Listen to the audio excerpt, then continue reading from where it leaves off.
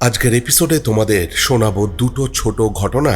এই ঘটনাগুলো এতটাই ছোট যে কোনো এপিসোডে যদি আমি এই ঘটনা শোনাই তাহলে এপিসোডটা অনেকটাই ছোট হয়ে যাবে।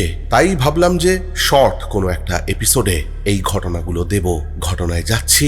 ঘটনা যিনি পাঠিয়েছেন তিনি তার নাম প্রকাশে অনিচ্ছুক এবং তিনি দুটো ঘটনা পাঠিয়েছেন। তাহলে ঘটনাটা পড়ছি। তবে একটা কথা গ্যারেন্টি দিতে পারি যে তোমরা এই দুটো ঘটনা শোনার পর অবশ্যই বলবে যে এরকম ছোট এপিসোড আসলে ভালোই হয়। এই ঘটনাটি আমার এক পরিচিত ব্যক্তির জীবনে ঘটেছিল। তিনি আজও ঘটনাটার ব্যাখ্যা খুঁজে পাননি। 2023 সালের শীতকাল। কলকাতার একটা আইটি কোম্পানিতে কাজ করত রূপম। কাজের সূত্রে তাকে প্রায় রাত জেগে বিদেশি ক্লায়েন্টদের সঙ্গে মিটিং করতে হতো। বাড়ি দুর্গাপুরে, কিন্তু সে কলকাতায় একটা ভাড়া বাড়ি নিয়ে থাকত, 1 রুম ফ্ল্যাট। একদিন রাত প্রায় 2টো অফিসের কাজ শেষ করে রূপম বাড়িতে বসে একজন সহকর্মীর সঙ্গে ভিডিও কলে কথা বলছিল। সহকর্মীটা ছিল বেঙ্গালুরুতে। ল্যাপটপে যেমন ভিডিও কল হয় তেমনই তারা কথা বলছিল। এ কথা সে কথা বলতে বলতে হঠাৎ তার সহকর্মী বলে ওঠে, ফ্ল্যাটটা তো ভালোই গুছিয়ে নিয়েছিস, কিন্তু পরিচারিকাটাকে এরকম এক বৃদ্ধ ভদ্রমহিলাকে রেখেছিস কেন? রূপম অবাক হয়ে বলল, পরিচারিকা আবার বৃদ্ধা? রূপমের সহকর্মী বলল, হ্যাঁ, আমি তো ভিডিও কলে দেখতেই পাচ্ছি যে তোর পেছনে মাঝে মাঝেই একজন বৃদ্ধা ভদ্রমহিলা হেঁটে যাচ্ছে। ওই তো তোর পেছনেই দাঁড়িয়ে আছে। রূপম অবাক হয়ে পেছনে তাকালো। ঘরে সে একাই ছিল, দরজাও ভেতর থেকে বন্ধ।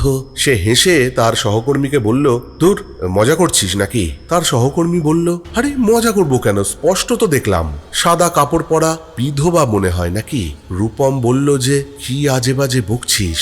আমি পরিচারিকা রাখবো, তার উপর আবার বৃদ্ধা, আর আমি জানবো না? পরের দিন রাতে রূপম বিছানায় ঘুমিয়ে রয়েছে। হঠাৎ তার মনে হয় যে তার ঘরে কেউ হেঁটে বেড়াচ্ছে। তার ঘরে রাখা একটা কাঠের টেবিলের ওপর কেউ টুপ টুপ করে আওয়াজ করছে। পরপর 3 রাত এরকম ঘটনাটা ঘটে। কতকটা রূপম ফেড আপ হয়ে বাড়ির মালিকের কাছে গিয়ে সমস্ত কথা জানায়। বাড়ির মালিক কথা শুনে কিছুক্ষণ চুপ করে থাকে, আর তারপর বলে যে, বাবা রূপম, তোমাকে একটা কথা বলা হয়নি।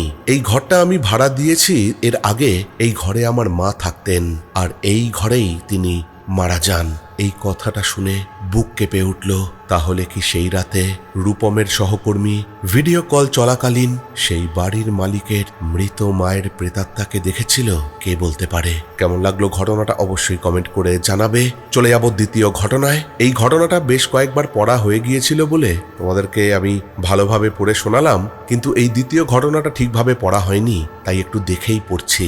এই ঘটনাটা পশ্চিমবঙ্গের হুগলি জেলার হরিপাল এলাকার একটা গ্রামের বাসিন্দাদের মুখে আজও শোনা যায়। গ্রামের বয়স্ক মানুষেরা দাবি করেন যে ঘটনাটি প্রায় 15 বছর আগে ঘটেছিল। সত্যি মিথ্যে বিচার করা কঠিন, তবে যারা প্রত্যক্ষ করেছিল তাদের কাছে এই ঘটনাটা এক বিভীষিকাময় বাস্তবতা। এই গ্রামের পাশেই ছিল একটা বড় জলাশয়। স্থানীয়রা যেটাকে একটা নাম দিয়েছিল কালো দিঘি। এই নামকরণের কারণ হচ্ছে এই দিঘির জলের রং অস্বাভাবিক কালো। সন্ধ্যের পর কেউ সেখানে যায় না। অনেকেই বলতো নাকি সেখানে নাকি জিনেদের আস্তানা। একদিন গ্রামের এক বাসিন্দা রহিম মোল্লা মাছ ধরার উদ্দেশ্যে সেই দিঘির পাড়ে যায়। সেদিন তার সংসারে অভাব চলছিল, তাই সে ঠিক করেছিল যত রাতই হোক মাছ ধরেই ফিরবে। সন্ধে নামতেই রহিম লক্ষ্য করল ঝিলের মাঝখানে বিশাল আকারের একটা মাছ ভেসে উঠেছে। মাছটার শরীর রূপোর মতো চকচক করছে।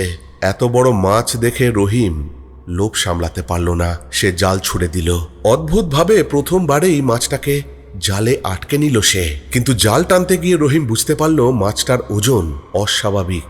মানে সে যখন জালটা টানছিল তার মনে হচ্ছিল যেন অন্য প্রান্ত থেকে কোনো মানুষ জালটাকে ধরে রেখেছে। আর ঠিক এই সময়তেই ঘটনাটা ঘটল। জলের মাঝখান থেকে রহিম শুনতে পেল একটা কণ্ঠস্বর, আমাকে ছেড়ে দে, আমাকে ছেড়ে দে। চারপাশে কেউ ছিল না।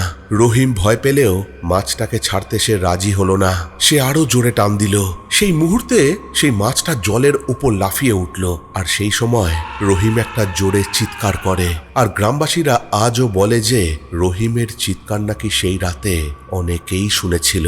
তবে রাতের বেলায় সেই জলাশয়ের আশেপাশে যেতে তারা সাহস করেনি। পরের দিন সকালে গ্রামের বেশ কয়েকজন লোক সেই জলাশয়ের পাড়ে গিয়ে দেখে রহিমের ছেঁড়া জাল সেই জলাশয়ের পাড়ে পড়ে রয়েছে, আর সেই জলাশয়ের কোণে ভাসছে রহিমের মৃতদেহ। তবে অদ্ভুত ব্যাপারটা হচ্ছে রহিমের মৃতদেহ ছিল আধ খাওয়া, মাথা থেকে কোমর অবধি তার দেহের অংশ কিছুই ছিল না, ছিল শুধু কোমর থেকে পা অবধি। তাহলে কি গ্রামবাসীদের কথাই ঠিক? মাছরূপী জিন রহিমের সেই রাত্রে প্রাণ নিয়ে নিল? কে বলতে পারে। ফিরে আসবো এরকমই কিছু ছোট ঘটনা নিয়ে। ততক্ষণের জন্য তোমরা সকলে ভালো থেকো। Love you all. টাটা।